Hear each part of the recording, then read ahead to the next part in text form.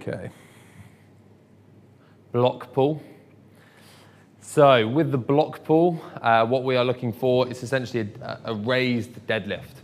Okay, so the reason the main exercise would be the block pull is because it allows for a little bit more mobility. So most of our guys are doing this variation. So we want the shoelaces directly under the bar. So our shins are almost touching the bar before we start. From there, we're sitting the hips back and then down. So at this point, my shoulders are directly above, if not slightly in front of the bar.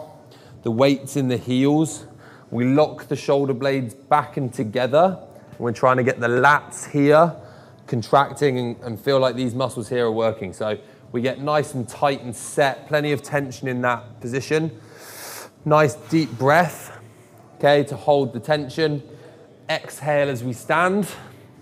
Get the hips fully forward. So we fully extend the hips, squeeze the bum at the top. So here we're nice and tall and we're not leaning back, okay? And then we reverse the movement, so we push the hips back, slide the bar directly down the legs, reset completely, so the bar stays completely on the blocks as we reset. We then go again. The bar does not leave the legs at any point, so it doesn't come out in front. And what we're not doing is tap and goes. So we don't go straight into the next rep, okay? Reset, get your tension, get your breath, go again, okay? To progress that slightly, and if people have the required mobility, then we'll take the bar to the floor and do a conventional deadlift, looking for the same thing. Tension in there, reset every time, lock the shoulder blades in, get the breath up and through with the hips, push the hips back, bars on the legs, down, reset, go again.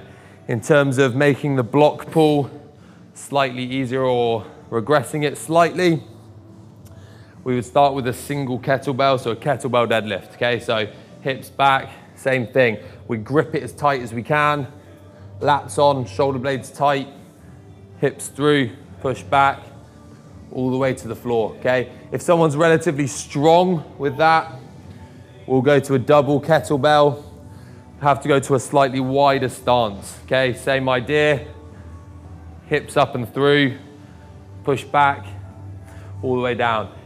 If we're really quite tight and we struggle to get into position for the single kettlebell deadlift, then similar concept to what we did with the block pull.